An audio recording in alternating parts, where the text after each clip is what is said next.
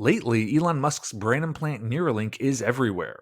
Article after article after article, some think Neuralink is great, some think it is pure evil, but either way, there is a big controversy over this cutting edge technology. But it's not really cutting edge technology. There is a long history of brain computer interfaces and doctors using electrodes and implants to control patients' brains.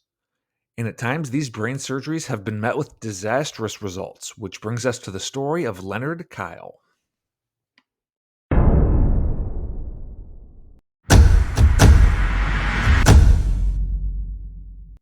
The story begins with Dr. Jose Delgado, who is a Yale professor who is considered the pioneer of using brain implants to control the human mind.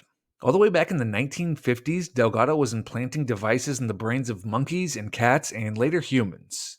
He demonstrated you could manipulate a person's emotions by delivering an electric shock to a specific area of a patient's brain. Depending on the area of the brain hit by the shock, a patient could be turned from happy to sad to scared to violently angry with the press of a button. Delgado famously demonstrated just how powerful his technology was by hooking up electrodes to a bull's brain. He then stood in the path of the charging bull and stopped it dead in its tracks with a jolt of electricity from a remote control device. There is so much more on Dr. Delgado's experiments and his vision for humanity. It is some absolutely insane, wild stuff, just riveting to read. We won't get into him anymore here, but we do have a video coming out about Delgado very soon, so be sure to subscribe so you're notified when it's out. Delgado named his brain implant device a stimoceiver, and one of the first people to receive a stimoceiver implant was a man named Leonard Kyle. Kyle is an interesting guy. He was described as a brilliant engineer who was the co-inventor of the first Polaroid Instant Camera along with Edwin Land, who founded Polaroid. Later, the camera was named after Land, the Polaroid Land Instant Camera, and Kyle's contribution has been mostly forgotten. But Kyle did hold numerous lucrative patents related to the camera, and there's been speculation that Kyle actually had more to do with the camera's creation than Land did. In 1966, Kyle became a patient of Doctors Vernon and Frank Ervin. Kyle suspected that his wife was having an affair and he would constantly lose his temper and fly into violent rages over the affair, and a psychiatrist referred him to these two doctors for neurological tests. Mark and Erwin were very close associates of Dr. Delgado, and they were heavily involved in brain implant surgery as well. There's some controversy over what happened after Kyle began seeing doctors Mark and Ervin. The doctors either convinced Kyle to get an electronic brain implant to stop his temper tantrums, or they implanted the device into his brain without his consent. Either way, Mark and Ervin implanted Dr. Delgado's stimoceiver device in Kyle's brain, and this let them use a remote control to administer electrical stimulation to parts of his brain to control his mood swings. That was the intention, at least. Unfortunately for Kyle, the surgery did not go as planned.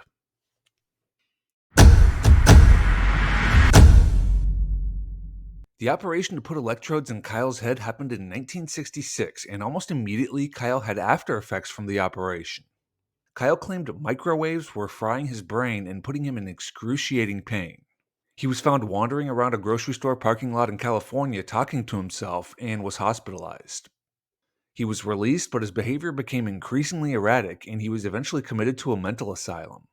A doctor investigating his case said Kyle was, quote, totally disabled by the operation and left unable to function in the day-to-day world. In 1971, a hospital attendant discovered Kyle holding a metal wastebasket over his head to, quote, stop the microwaves, and they brought him some tinfoil to make a protective hat for himself in place of the trash can. You've undoubtedly heard the term tinfoil hat before, and Kyle's case is one of the main reasons the term became so popularized. Kyle claimed that tinfoil blocked the signals sent to his brain, and he apparently wore this tinfoil hat constantly. Kyle was described as incurably incompetent, and he would need institutional care for the rest of his life, remaining in and out of mental asylums for that entire time. His mother filed a lawsuit on his behalf, claiming the operation had left him totally incapacitated. She claimed Doctors Ervin and Mark had operated on Kyle without his consent. The two doctors had turned her son into a vegetable, and he was destroyed by the operation. Kyle and his mother eventually lost the lawsuit, and the doctors Ervin and Mark were never punished. Another interesting wrinkle to this story is that a young doctor from the Harvard Medical School was doing a residence training at the Boston hospital Kyle was being treated at. This student's name was Michael Crichton, and Crichton later became famous for writing Jurassic Park and countless other best-selling novels. Crichton was fascinated by Kyle's case, and he wrote a novel named The Terminal Man during this time. The novel is about a man who gets a brain electrode implant to control his temper and eventually goes crazy and all hell breaks loose, which basically mirrors Kyle's story. The novel was released in 1972, and a Hollywood adaptation came in 1974, and Kyle's mother also unsuccessfully tried to get Crichton to pay them royalties from the novel's sale.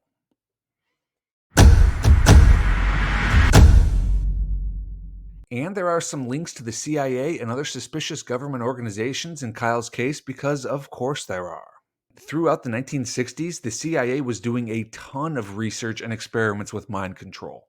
In 1978, former Department of State officer John Marks published the explosive book The Search for the Manchurian Candidate, which detailed the long history of CIA and government mind experiments. In the book, he covers how Edwin Land, in addition to founding Polaroid, was also the head of an organization named the Scientific Engineering Institute in Boston.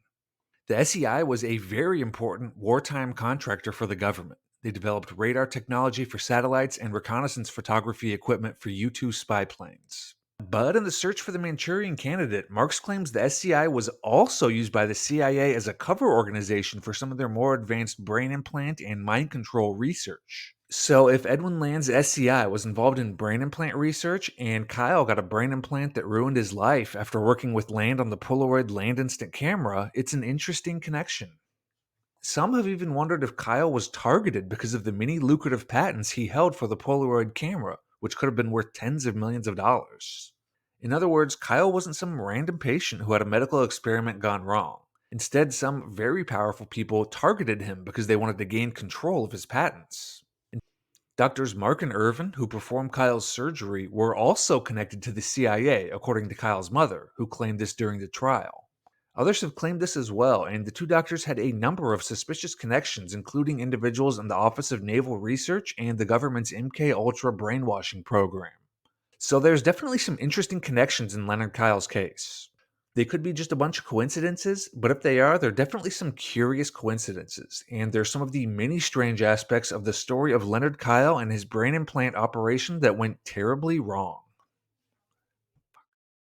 Hey, this is Andy with Control Alt History. Thanks so much for watching. Please like, subscribe, all that. And definitely check out our other videos if you want to learn more about mysterious deaths from the 1970s and creepy 1980s nightclubs and really bizarre stories from the 1800s and a whole bunch of other interesting stories from our past.